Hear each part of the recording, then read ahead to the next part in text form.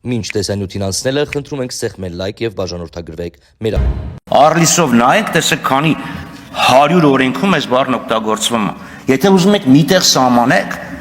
դրեք մի հատ ավելի ոչ թե ավելի լուրջ, ավելի համապարփակ եւ ընդգրկուն օրենքի մեջ դա սահմանեք։ Դա ինձ հիշեցնում է զբոսաշրջության մասին օրենքն էին քննարկվում, այնտեղ սփյուռքահայ բառն էին փորձել սահմանել։ Հանդիպեցինք, խոսեցինք հանձնաժողովի հետ, մարդիկ հանեցին, որտեվ նախ անհասկանալի է ինչ պետք է սփյուռքահայ բառը սահմանվի, եւ երկրորդ ինչի պետք է հենց այդ օրենքում սահմանվի։ Կառավարման օրինականությունը ընդհանրապես անհասկանալի, ինչ նշանակում կառավարման օրինականություն։ Մյուսը, ստեղ խնդիր գնաց վերահսկողություն գործունեության եւ ծախսերի օրինականության վերաբերյալ։ Եթե այդ ունիվերսալ մոտեցմամբ են գնում, այդ դեպքում պետք է օրենքում գրվի ինքը բոլոր ծախսերի նկատմամբ օրինականությունը վերահսկում, այլ ոչ թե միայն սուբսիդիաների, սուբվենցիաների կամ դոտացիաների կառավարման օրինականությունը։ Այդ դեպքում մտցրեք նաև սեփական եկամուտները։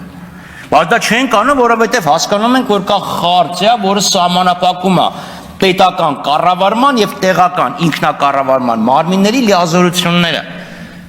Եթե լիազորությունները իրականացնելու ժամանակ դի մարմինների կողմից օրենք է խախտվում, դրա համար կա ոստիկանություն, դրա համար կա դատախազություն, քննչական մարմիններ կան, ունիվերսալ այդ իրավունքները, գործառույթները ինչի ենք այս դրվագով տալիս պետական վերահսկողական ծառայությանը։ Տեսեք, եթե դա սուբվենցիա եւ սուբսիդիա է, ես լիովին հասկանում եմ, պետությունը գումար է տվել, գնում է նայի իր գումարը ըստ նպատակի է ծախսվել, թե չէ։ Եվ ստեղ էլ արդեն եթե անտրամաբանական է այդ տրամադրվում, ոչ թե համայնքը պետք է պատժվել, օրինակ այդ գումար տվողը։ Ես հիշում եմ այն ժամանակ, երբ տարածքային նախարարությունում էի աշխատում, համայնքներից մեկը սուբվենցիա էր ուզել գերեզմանի պարիսպը կառուցելու համար։ Նախորդ կառավարությունը դեմքը վեարկեց, ասեց ոչ, տրամաբանությունն այն է, որ սուբվենցիան պետք է նպաստի զարգացմանը, բիզնես միջավայրի զարգացմանը։ Հաջորդ կառավարությունը եկավ կողմ քվեարկեց։ Լավ, թողենք, դա կառավարման փիլիսոփայությունն է, ոնց որ պարոն Թորոսյանն էր ասում։ Հիմա սեփական եկամուտներ եւ դոտացիաներ։ Այդ ամեն ինչը համաձայն տեղական ինքնակառավարման եվրոպական խարտիայի պահանջներից, լավ, ֆինանսական առումով առավել թույլ տեղական ինքնակառավարման մարմինների պաշտպանությունը պահանջում է ֆինանսական համահարթեցման ընթացակարգեր։ Եվ այդ դեպքում նույն խարտիային համաձայն համահարթեցման խողովակով տրված գումարները համարվում են սեփական եկամուտներ։ Համահարթեցման միջոցով տրված փողը դա պետության լավությունը չի, դա պետության պարտավորությունն է։ Դու տալիս ես այդ գումարը տեղական ինքնակառավարման մարմիններին եւ ասում ես դա քո փողն է։ Հիմա այս երեք համանքներից մի քանի ղեկավարի հետ էի խոսում, ասում եմ մեր համանքից պետական բյուջե պատիկներով անգամ ավելի շատ փող է լցվում ուրեմն եկամտային հարկ, շահութարկ, ավելացված արժեքի հարկ, ակցիզային հարկ եւ այլն։ Դրա այսքան մի կտոր մասը գալիս է մեր մոտ համահարթեցման խողովակով։ Մյուսները ավելի քիչ են տալի, ավելի շատ են ստանում, որպեսզի ապահովի համանքների հավասար զարգացումը, գործում է այդ մեխանիզմը։ Դրա համար եմ ասում, թող պետական կառավարման մարմինները չխառնեն այդ ամեն ինչը։ Սրանով կոպտորեն խախտվում է ներողություն, կոպտորեն խախտվում է տեղական ինքնակառավարման իրավունքը, քաղաքական գնահատականներ արդեն տրվեց։ Շնորհակալ։ Ազգային ժողովի նախագահի հարգելի տեղակալ, ազգային ժողովի հարգելի падգամավորներ, կառավարության հարգելի անդամներ, հարգելի ներկաներ, սիրելի ժողովուրդ։ Նախ ուզում եմ ազգային ժողովի բոլոր падգամավորներից շնորհակալություն հայտնել հետաքրքիր քննարկումների համար, որոնց ամբողջ ընթացքում ըստ էության ներկա էի։ Ելույթների ընթացքում բազմաթիվ հարցեր բարձրացվեցին, քննադատություններ հնչեցին, որոնք արժանի են կոնկրետ արձագանքի։ Բայց իմ հատուկ ուշադրությունը գրավեցին եւ հիմնականում պիտի արձագանքեմ այս անգամ միայն այն ելույթներին, որոնցում կամ կամահարանքով, կամ քննադատորեն, կամ որպես համաձայնություն, կամ որպես աջակցություն ասվում էր, թե կառավարությունը կենտրոնացած է կամ իրականացվում է պետության կառուցման կամ կայացման կամ զարգացման քաղաքականություն ու ռազմավարություն։ Անկախ նրանից, թե ինչ տոնայնությամբ կամ ինչ երանգավորվամբ էր դա ասվում, պիտի ընդգծեմ, որ իսկապես պետականության կառուցումը այսօր մեզ համար բացարձակ առաջնահերթություն է։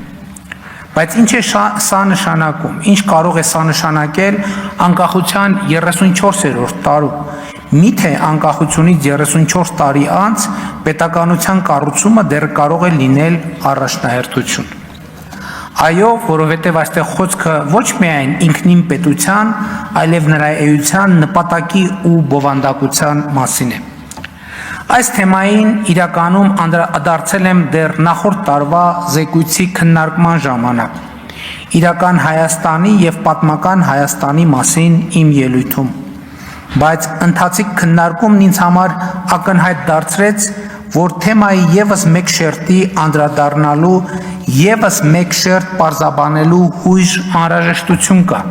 և դա կապված է Երրորդ հանրապետության բովանդակային էության հետ։ Խնդիրն այն է, հարգելի ներկաներ,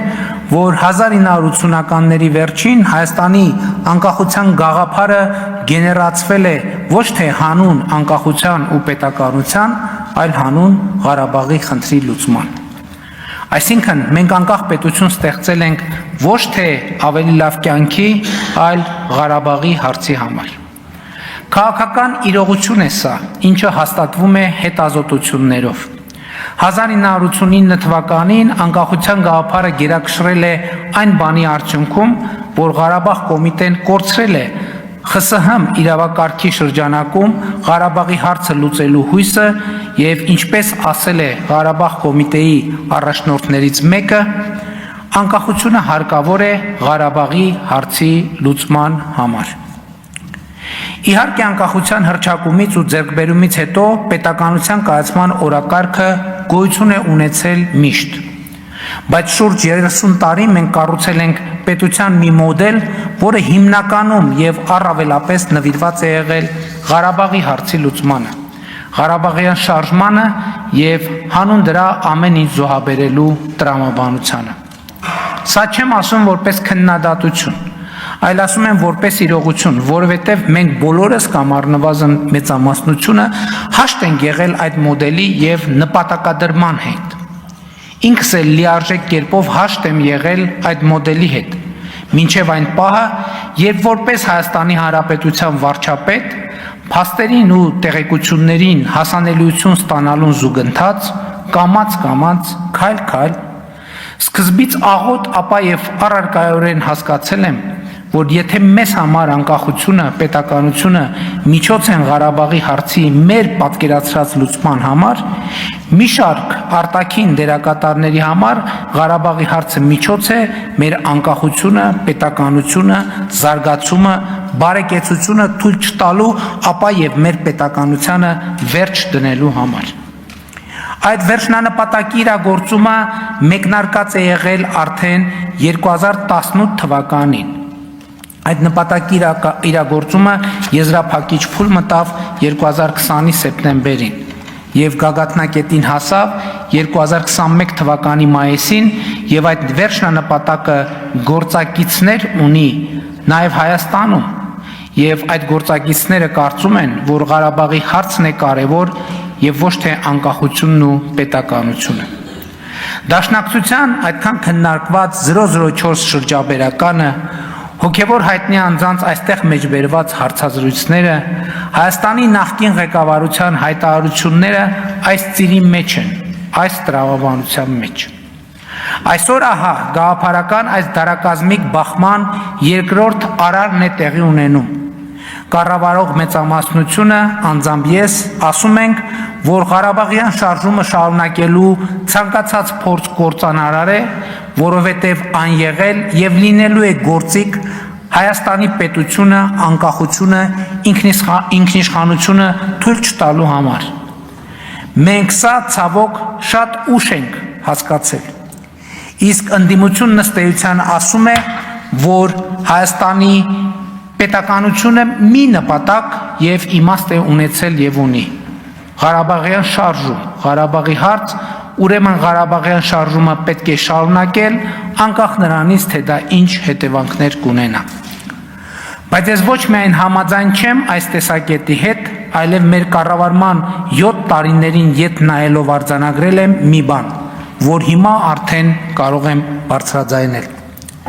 2018 թվականի ժողովրդական ոչ բռնի Թավշյա հեղափոխությամբ Հայաստանի կառավարման ղեկին հայտնված քաղաքական թիմը դաժան փորձությունների ու հարվածների տարափի ներքո ինտուիցիա եւ արիություն է ցուցաբերել, կարողանալով քայլ առ քայլ, կտոր առերեսվել այն փաստի հետ, որ Ղարաբաղյան շարժումը օբյեկտիվորեն վաղուց ավարտվել է եւ այն շարունակելու մեր հավաքական ջանքը ընդհանրապես օգտագործվում է Հայաստանի առանց այն էլ թուլացած անկախությունն ու պետականությանը վերջ դնելու համար։ Ու այս իրողությանն առերեսվելով կառավարող մեծամասնությունը որդեգրել է մի ռազմավարություն, համաձայն որի Հայաստանի Հանրապետությունը ոչ թե Ղարաբաղի կամ ինչպես ասում են մեկ այլ ազատագրական հարցի լուծման գործիք է, այլ Հայաստանի քաղաքացիների բարեկեցությունը, ազատությունը, երջանկությունը, անվտանգությունը ապահովելու գործիք։ Որ 29743 քառակուսի կիլոմետր տարածքով Հայաստանի Հանրապետությունը ոչ թե ավելի մեծ հայրենիք ունենալու միջոց է, այլ մեր երազանքների հայրենիք պետությունն է եւ մեր վերջնական հանգրվանը որպես ժողովուրդ։ Հարգելի նախագահող, ազգային ժողովի հարգելի պատգամավորներ, կառավարության հարգելի անդամներ, հարգելի ներկաներ, սիրելի ժողովուրդ։ Վերջին 7 տարիներին մենք առաջնորդել ենք Հայաստանի Հանրապետությունը։ Մենք տեսել ենք պարտություն եւ ձախողում, մենք տեսել ենք լաց եւ ատամների կրճտոց։ Մենք տեսել ենք ողբերգություն եւ ցասում։ Բայց մեր հաղթանակն ու ուժը նրանում է, որ մենք առաջնորդել ենք այնտեղ, որտեղ թվում էր անհնար է առաջնորդել, որտեղ սովորաբար առաջնորդություն չի լինում, այլ լինում է քաոս եւ խուճապ, փլուզում եւ կործանում։ Մենք առաջնորդել ենք եւ զուգահեռ իրական պետություն, իրական անկախություն եւ հետեւաբար ազատություն, բարեկեցություն, երջանկություն ունենալու հնարավորություն ենք փնտրել մեր հայրենիք պետության, Հայաստանի Հանրապետության ու նրա ժողովրդի համար եւ ստեղծել ենք այդ հնարավորությունը եւ ուզում եմ ասել ստեղծել ենք այդ հնարավորությունը արդեն այսօր սա կարող եմ ասել բարձր եւ վստահ մենք մեր պատմության գագաթնակետին կուլմինացիային ենք հասել եւ մեր հազարամյա պատմության մեջ մեր պետության հարատեվությունն ապահովելու այսպիսի շանս երբեք չենք ունեցել իսկ բոլոր ռիսկերը որ գոյություն ունեն այսօր գոյություն են ունեցել միշտ բայց ռիսկերը եղել են շարունակական, որովհետև չենք տեսել եւ հետեւաբար չենք օգտագործել այդ ռիսկերը կառավարելու եւ չեզոքացնելու հնարավորությունը։ Իսկ այսօր տեսնում ենք, կառավարում ենք, չեզոքացնում ենք եւ այս համատեքստում են տեղավորվում այն քայլերը, որոնք ձեռնարկում ենք վերջին տարիներին։ Հարևանների հետ հարաբերությունների կարգավորման օրակարգ, սահմանազատման գործընթաց, խաղաղության համաձայնագրի տեքստի վերջնականացում, խաղաղության խաչմերուկ նախագիծ,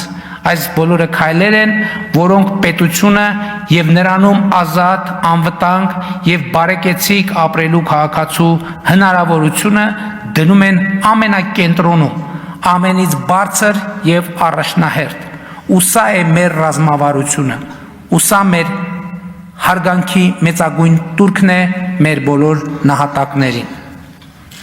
Հարգելի ներկաներ, սիրելի ժողովուրդ, այս մտածումների համախումբն է իրական Հայաստանի գաղափարախոսությունը,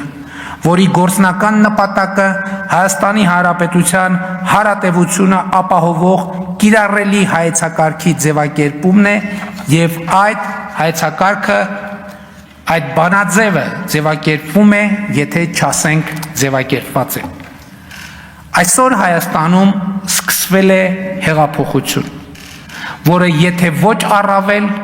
առնվազն նույնքան կարևոր է, որքան 2018 թվականի ժողովրդական ոչ բռնի Թավշյա հեղափոխությունը, եւ այդ հեղափոխությունն էլ է ավարտվելու ժողովրդական հաղթանակով։ Տեղի է ունենում իրական Հայաստանի սոցիալ-հոգեբանական հեղափոխությունը։ Այդ հեղափոխության առանցքային արձանագրումն այն է, որ վերջին մի քանի հարյուրամյակներում առաջին անգամ միջազգայինորեն ճանաչված մեր պետությունը եւ մեր հայրենիքը նույնական են, մեր հայրենիքը Հայաստանն է։ Պետությունը, որում ապրում ենք, նույնպես Հայաստանն է։ Ընդդիմությունը այդպես էլ չի ընդունում սա, չի հասկանում, թե ինչ է նշանակում հայրենիքը պետությունն է կարգախոսը եւ ինչ բացատրություն ունի։ Իսկ բացատրությունն այն է, որ վերջին առնվազն 6 դարում մենք ապրել ենք մի իրավիճակում, երբ մեր հայրենիքը եղել է Հայաստանը, իսկ պետությունը Պարսկաստանը։ Հայրենիքը եղել է Հայաստանը, պետությունը Օսմանյան կայսրությունը։ Հայրենիքը Հայաստանը, պետությունը ռուսական կայսրությունը։ Հայրենիքը Հայաստանը, պետությունը Խորհրդային Միությունը։ Եվ ինչպես Պարս թվարկումը ցույց է տալիս, պետությունը հիմնականում ատելի է եղել մեզ համար, իսկ հայրենիքը սիրելի ու խեղճ ու կրակ։ Ու այս սոցիալ հոգեբանությունը մեզ համար դարձել է ձեռքբերովի ռեֆլեքս, ատելություն պետության եւ նրա ատրիբուտների ու կառուցակարգերի նկատմամբ, հուսահատ եւ անկանոն սեր հայրենիքի նկատմամբ։ Սա է պատճառը, որ ընդդիմությունը հուսահատ աղաղակում է. ժողովուրդ, հասեք, սրանք բյուջե են լցնում, որովհետեւ բյուջեն եւ հարկը պետական ու պետության ատրիբուտ են եւ հետեւաբար ենթագետակցորեն կամ ձեռքբերովի ռեֆլեքսի համաձայն ատելի։ Նրանք չեն ուզում, որ այստեղ պետություն լինի։ Նրանք ուզում են, որ այստեղ լինի հայրենիք, որովհետև հայրենիքը պետական սահման չունի, իսկ պետությունը ունի։ Հայրենիքը քրեական եւ քաղաքացիական օրենսգիրք չունի, իսկ պետությունը ունի։ Հայրենիքն ի վերջո հարկային օրենսգիրք չունի, իսկ պետությունը ունի։ Հայրենիքը քաղաքացիություն ու քաղաքացիական պատասխանատվություն չունի, իսկ պետությունը ունի։ Եվ այսօր ոչ թե մեր կառավարության,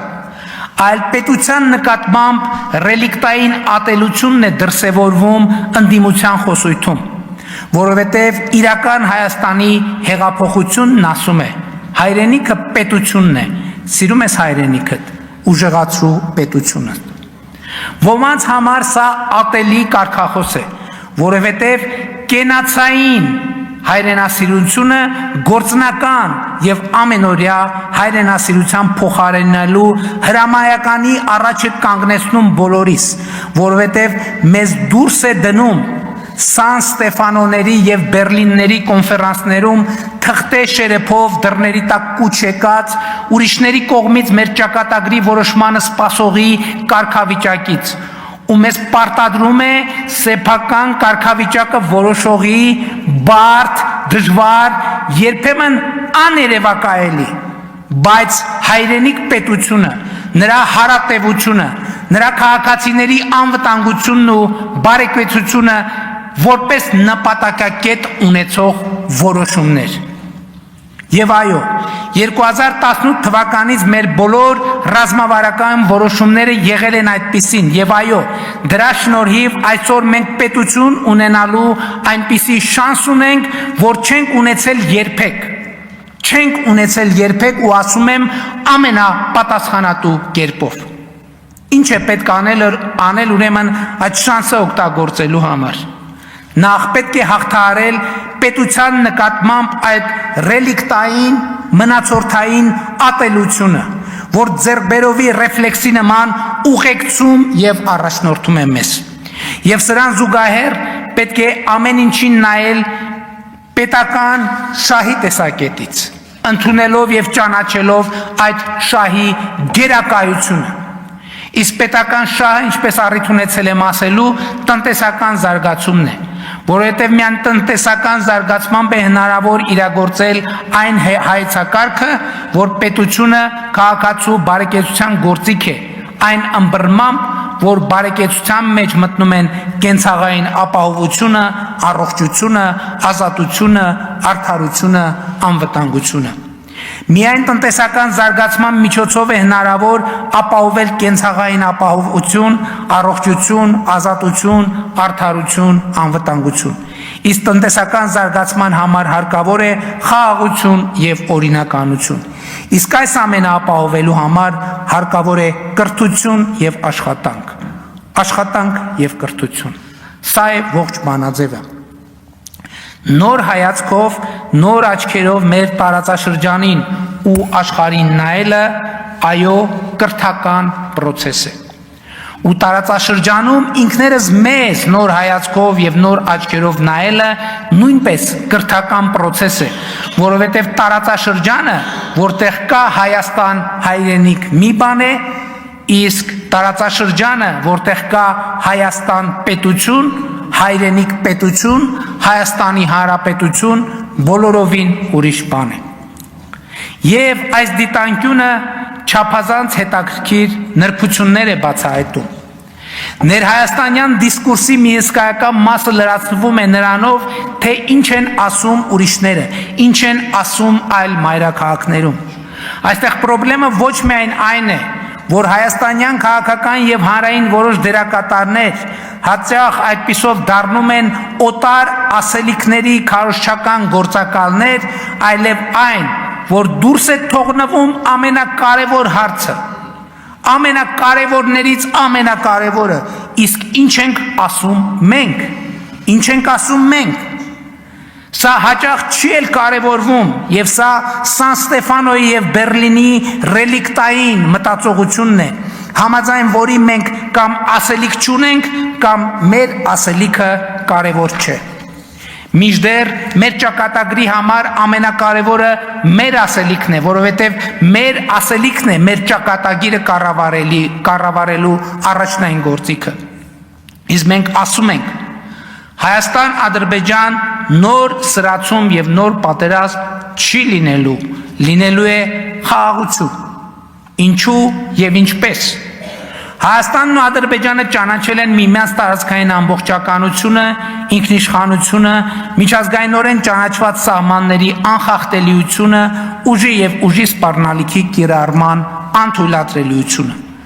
Ընդ որում սա ոչ միայն քաղաքական, այլև իրավական մակարդակում, որովհետև Հայաստանի Հանրապետության եւ Ադրբեջանի Հանրապետության միջև պետական սահմանի սահմանազատման եւ սահմանային անվտանգության հարցերով հանձնաժողովի եւ Ադրբեջանի Հանրապետության եւ Հայաստանի Հանրապետության միջև պետական սահմանի սահմանազատման պետական հանձնաժողովի համատեղ գործունեության կանոնակարգը այլևս երկու երկրներում բարձրագույն իրավաբանական ուժ ունեցող փաստաթուղթ է եւ այդ փաստաթղթում Ալմա Աթայի հռչակագիրը որպես սահմանազատման բազային սկզբունք ընդունելով թե Հայաստանը, թե Ադրբեջանը Ալմա Աթայի հռչակագիրը ըստ էության դարձրել են ընդհանրապես հարաբերությունների կարգավորման բազային սկզբունք։ Իսկ այդ հռչակագրում խորհրդային հանրապետությունների սահմանների անխախտելիությունը, միմյանց տարածքային ամբողջականության ճանաչումը, ներքին գործերին չմիջամտելը, ուժի եւ ուժի սպառնալիքի չկիրառումն են բազային սկզբունքներ։ Եվ ուրեմն Հայաստանում ու Ադրբեջանում գործող բոլոր ուժերին կրկին կոչ եմ անում լինել ծայրահեղ պատասխանատու, չանել հայտարարություններ, որոնք ուղղակի կամ անուղղակի հակասում են այս տրամաբանությանը, կասկածի տակ չդնել այս տրամաբանությունը եւ հայտարարում են պաշտոնապես Հայաստանի կառավարությունը չի անելու հայտարարություններ եւ գործողություններ, որոնք ուղղակի կամ անուղղակի հակասում են այս տրամաբանությանը կամ կասկածի տակ են դնում այս տրամաբանությունը։ Եվ կոչ եմ անում Ադրբեջանի կառավարությանը չանել հայտարարություններ եւ գործողություններ, որոնք ուղղակի կամ անուղղակի հակասում են այս տրամաբանությանը կամ կասկածի տակ են դնում այս տրամաբանությունը։ Հայաստանը եւ Ադրբեջանը միմյանց միջև խաղաղության եւ միջպետական հարաբերությունների հաստատման մասին համաձայնագրի նախագիծը համաձայնացրել են, նախագծի համաձայնեցման շուրջ բանակցությունները ավարտել եւ ինչպես ցույց տվեցի ապրիլի 15-ի իմ զեկույցում, համաձայնագրի ստորագրման համար որևէ խոչընդոտ չկա։ Համաձայնագրի տեքստը համաձայնեցված է։ Մոռացեք Հայաստան-Ադրբեջան էսկալացիայի եւ պատերազմի մասին։ Հարավային Կովկասի պատմության նորեջը պիտի բացենք միասին եւ մենք պատրաստ ենք միաժամանակ ստորագրել խաղաղության համաձայնագիրը եւ Մինսկի խմբի կառույցները լուծարելու մասին Հայաստան-Ադրբեջան համատեղ դիմումը ԵԱՀԿ-ին։ Ասեմ նաեւ, որ տարածքային ամբողջականության, սահմանների անխախտելիության, միմյանց ներքին գործերին չմիջամտելու, ուժի եւ ուժի սպառնալիքի չկիրառման սկզբունքները ընկած են նաեւ մեր մյուս հարևանների հետ մեր հարաբերությունների մասին մեր պատկերացումների հիմքում։ Բայց ուզում եմ բոլորիդ ուշադրությունը հրավիրել այն փաստի վրա, որ միայն ու միայն մեր հարևանների տարածքային ամբողջականությունը, ինքնիշխանությունը, սահմանների անխախտելիությունը ճանաչելով է, որ մենք ինքներս կճանաչենք Հայաստանի Հանրապետության տարածքային ամբողջականությունը, ինքնիշխանությունը, սահմանների անխախտելիությունը եւ սա է պետության ու ապապետության դիտանկյունների միջև տարբերությունը եւ սա է այն փոփոխությունը, այն կրթությունը, այն վերափոխումը, որ մենք բերել ենք ու բերում ենք Հայաստանի։ Սա է հայրենիքը պետությունն է, սիրում ես հայրենիքդ, ուժեղացրու պետությունդ, սկզբունքի գործնական իրագործումը։ Սա է այն սկզբունքը, որ բարեկեցությունը հնարավոր է դարձնում Հայաստանի Հանրապետությունում։ Հարգելի նախագահող, ազգային ժողովի հարգելի պատգամավորներ, կառավարության հարգելի անդամներ, հարգելի ներկաներ, սիրելի ժողովուրդ։ Այստեղ հնչած եւ ոչ մի քննադատություն ես ականջի կողքով չեմ անցկացնում, անկախ նրանից որքանով է արդար եւ որքանով անարդար, որքանով է հիմնավոր եւ որքանով մտածածին, որքանով է ամբողջական եւ որքանով պռատ։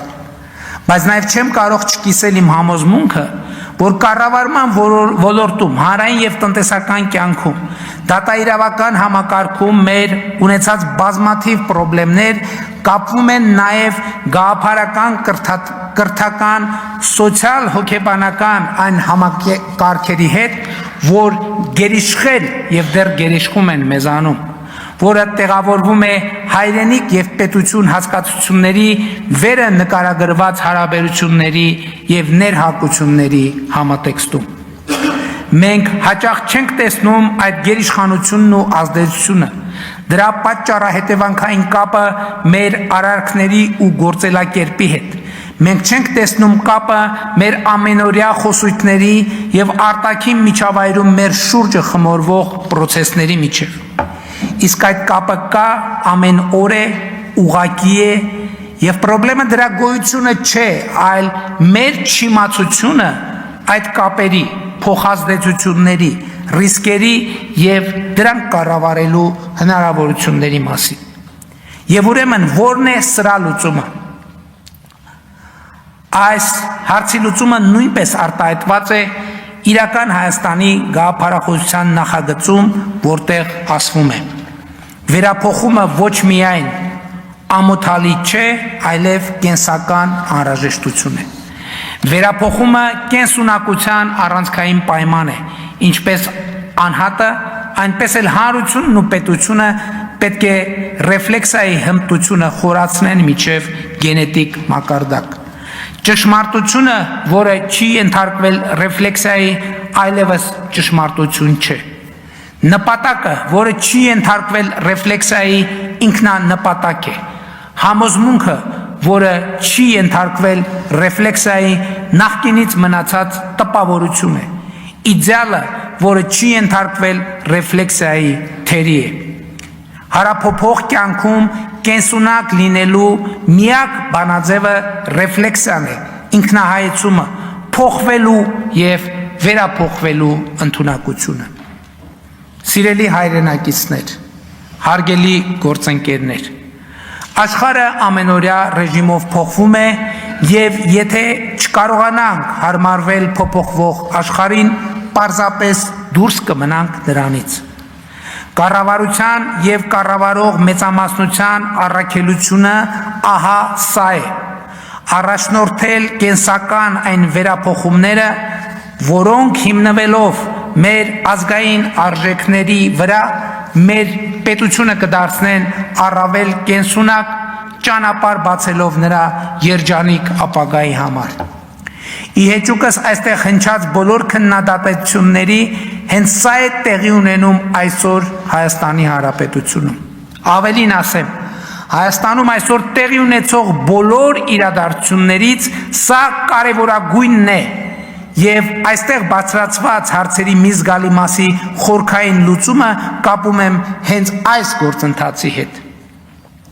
Իսկ քննարկումների ընթացքում ընդդիմության մեր գործընկերները ամեն ինչ արեցին պետականակենտրոն բարեփոխումների նկատմամբ նյարդ եւ վախ ներշնչելու համար Հայաստանի Հանրապետության քաղաքացիներին։ Նյարդ ներշնչեցին անշարժ գույքի հարկի նկատմամբ, չնայած ինչպես ցույց տվեցի, առանց այդ հարկերի որևէ քաղաքացու բարեկեցություն հնարավոր չէ։ Նյարդ ու զզվանք ներշնչեցին թափանցիկ ու հաշվետվական գործելակերպի նկատմամբ, չնայած առանց դրա հանրային միասնություն ու սոցիալական արդարություն հնարավոր չէ, պարզապես անհնար է։ Վախ ներշնչեցին համընդհանուր հայտարարագրման նկատմամբ, չնայած այդ համակարգը կարիքավոր մարդուց ոչինչ չի վերցնում, այլ միայն տալիս է տասնյակ միլիարդ դրամներ իր առողջապահության եւ կրթության գործում ներդնելու համար։ Վախ ներշնչեցին պետության նկատմամբ, բայց մեր ժողովուրդը չի կարող վախենալ սեփական պետությունից։ Մեր ժողովուրդը չի կարող վախենալ իրական Հայաստանի գաղափարախոսությունից, որովհետև իրական Հայաստանի գաղափարախոսությունը ասում է Հայաստանի Հանրապետության քաղաքացի, պետությունը դու ես Հայաստանի Հանրապետությունը, փառք նահատակներին եւ կեցցե Հայաստանի Հանրապետությունը։ Շնորհակալ